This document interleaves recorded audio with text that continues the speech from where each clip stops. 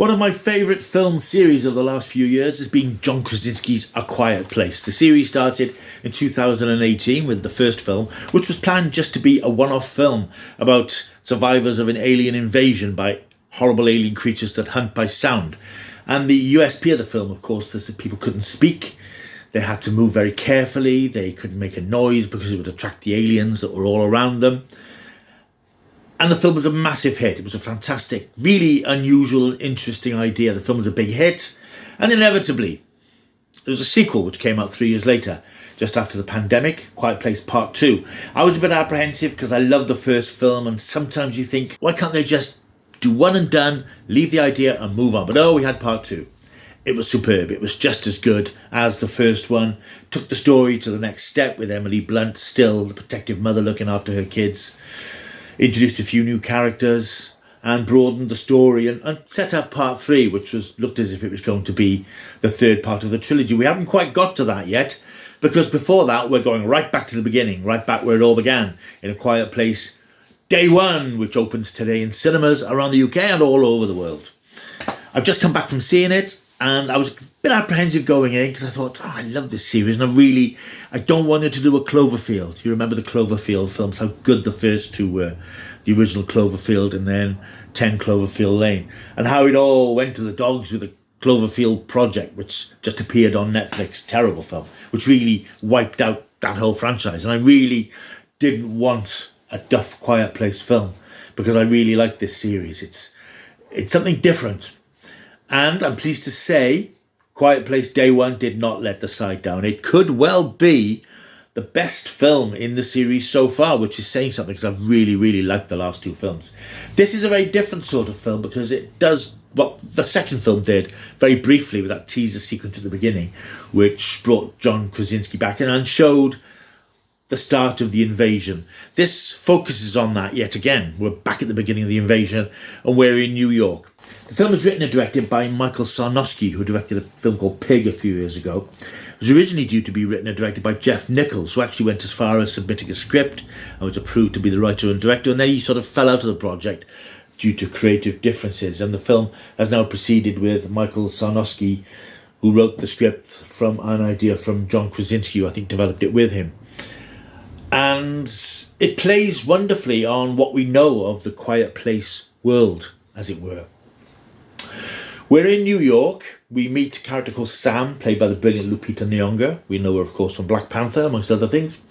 She's suffering from terminal cancer. She's living in a hospice. She's reluctantly encouraged to go on a coach trip into the city by Ruben, one of the main carers at the hospice, to see a puppet show. She goes on the proviso that they can get pizza on the way home. However, things don't quite go according to plan. As they're heading into New York, the film builds this sense of sort of quiet dread. There's a scene of planes flying overhead the city and we hear sirens, and there's a sense that something's not quite right.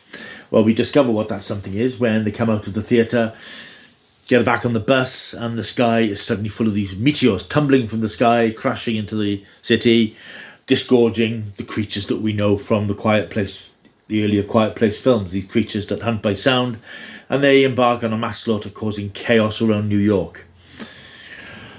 Sam struggles to stay out of the chaos. Sam's got a cat, Frodo, and I'm apprehensive whenever I see a film with any animal in, because I think, cats and dogs always suffer in films for dramatic purposes. I will tell you here and now, the cat survives. Anyway, she's desperate to try and escape the carnage. Everything's going to hell around her. She's terrified. She doesn't know what's going on. Of course, she's ill. Eventually, she meets up with a character called Eric. He emerges from a submerged subway station. He's an English law student, and she tries to shake him off, but he's sort of in a state of shock, so she lets him sort of tag along with her for a bit. They make their way back to her apartment so she can get some fresh meds. They hear that survivors are being taken out of the city by sea because the creatures can't swim, which was established in the second film.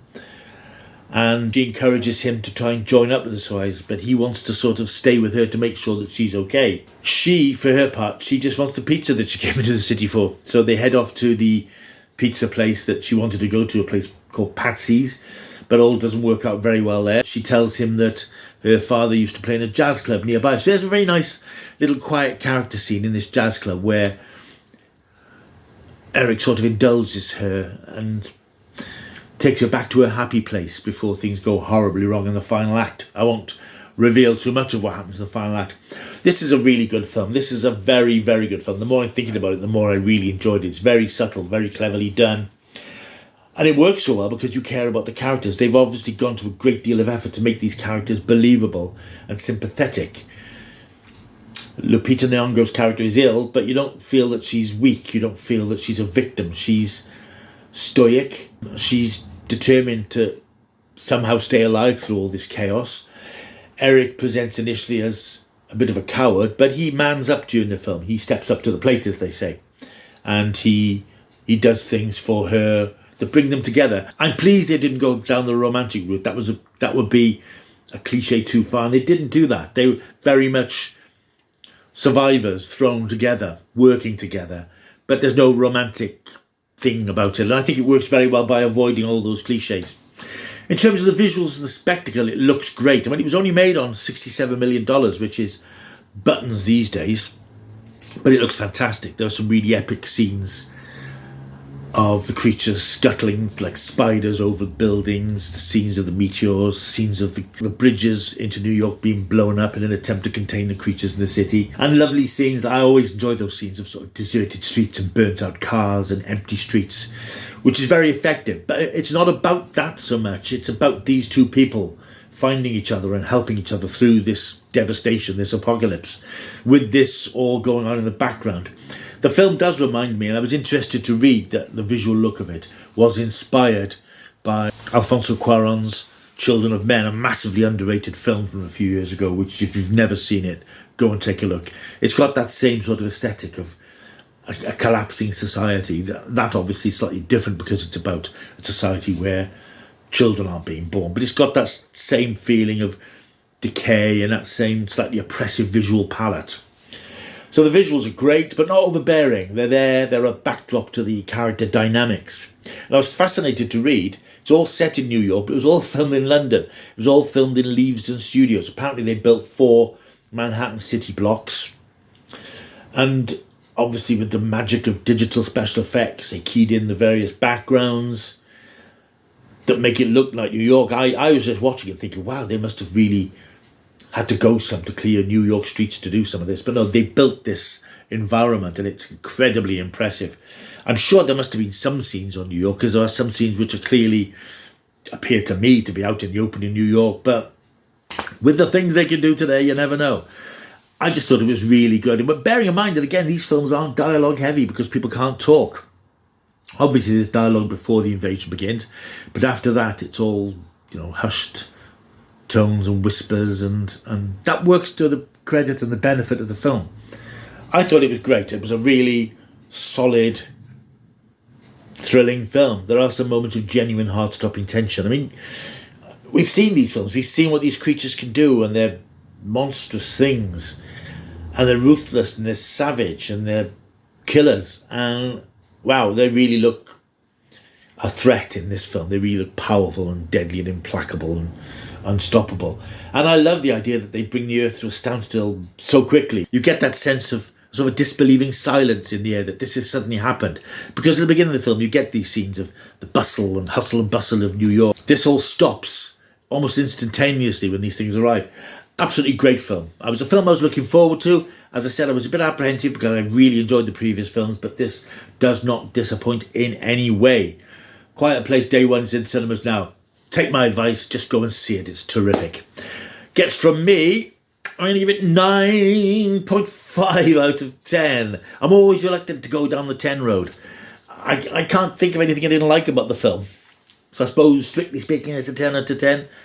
You know what? What the hell? I'm going to give it 10 out of 10. Bloody great film. Really loved it. Right, thank you for watching this video. Hope you've enjoyed it. Please like and subscribe. I've actually lost a couple of subscribers in the last week or so.